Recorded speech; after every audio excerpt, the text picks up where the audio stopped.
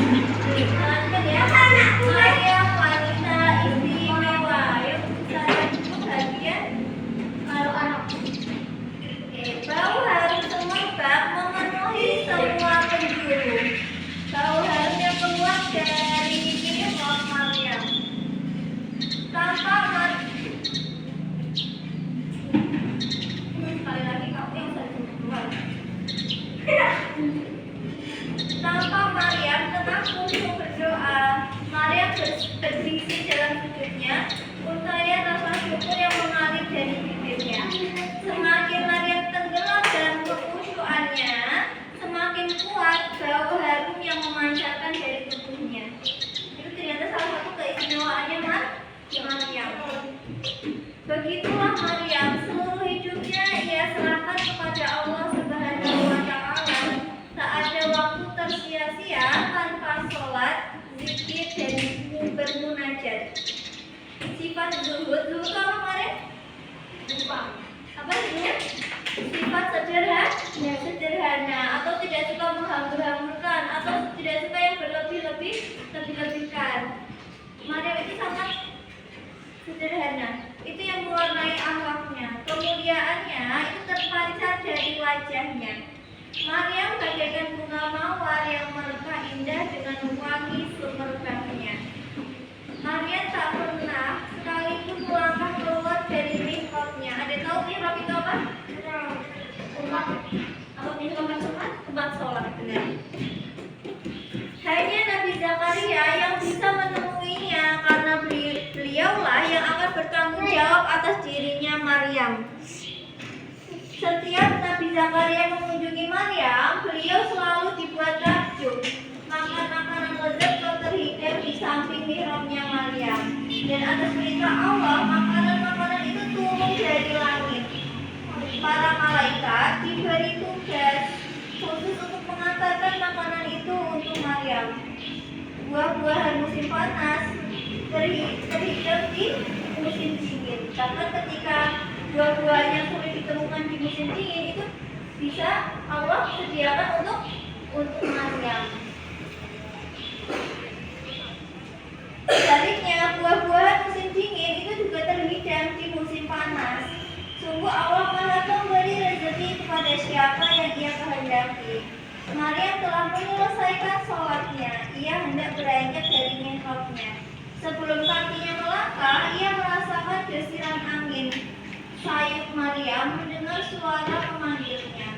Wahai Maryam, itu seru suara yang terdengar. Seketika jantung Maryam berdebar kencang. Wajahnya pucat. Suara siapa? Bukankah hanya pamannya atau Zakaria yang bisa keluar masuk ke dalam mihrabnya? Belum habis tanya, tiba-tiba Maryam mendengar kembali, wahai Maryam, sesungguhnya Allah telah memilih kamu, menyucikan kamu dan mengabdikan kamu atas semua wanita di dunia. Kemudian mihrab Maryam dipenuhi dengan cahaya yang berpantulan. Kalimat-kalimat itu memancarkan cahaya. Kalimat dari pesan suci yang disampaikan oleh malaikat. Ternyata tadi suaranya siapa teman-teman? Malaikat. Yang memanggil-manggil Maryam itu adalah suaranya malaikat.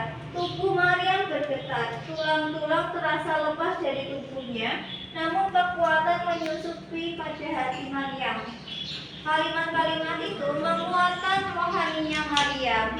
Allah telah memilihnya untuk memikul tanggung jawab yang besar. Wahai Maryam, taatlah kepada Tuhanmu, sujud dan rukuklah bersama orang-orang yang rukuk.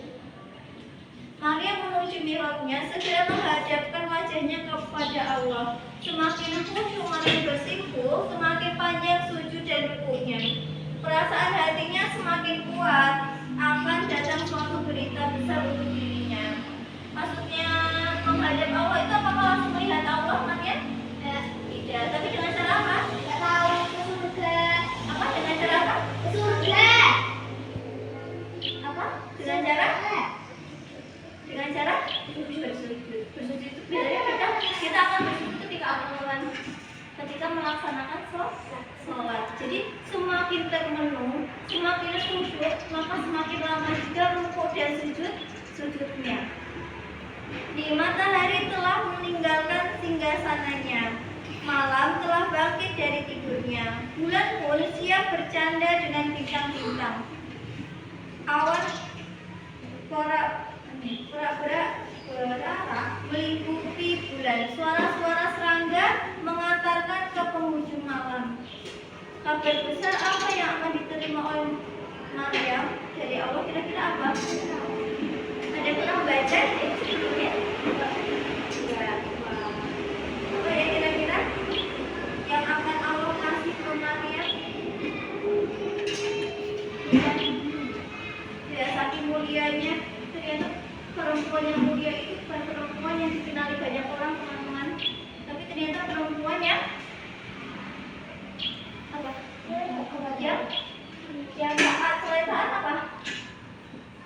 Perempuan yang terjaga. Semakin sedikit laki-laki yang mau mengenal perempuan itu, maka semakin mulia perempuan itu.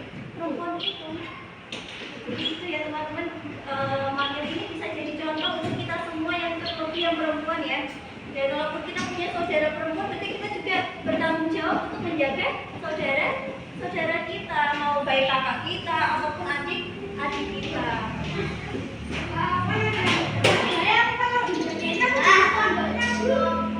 Kalau di pondok kan sudah ada yang menjagain, maksudnya ketika di rumah, ketika mungkin lagi di luar rumah, lagi bareng-bareng keluarga, itu kita juga bertanggung jawab sebagai laki-laki, bertanggung jawab untuk menjaga saudara perempuan kita, menjaga ibu kita.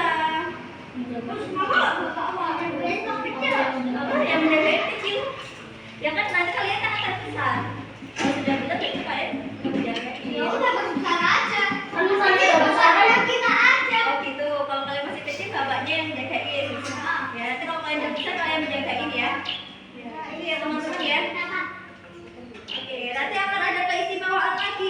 Ada kejutan dari Allah untuk Maryam. Kira-kira apa ya?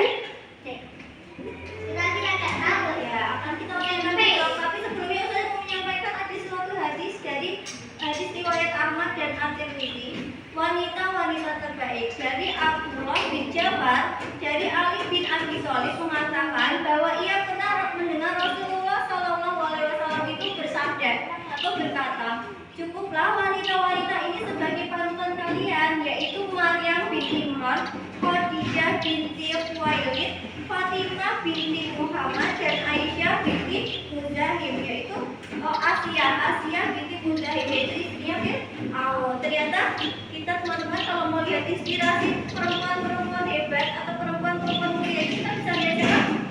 Maryam, kita bisa lihat Khadijah, Fatimah, siapa lagi?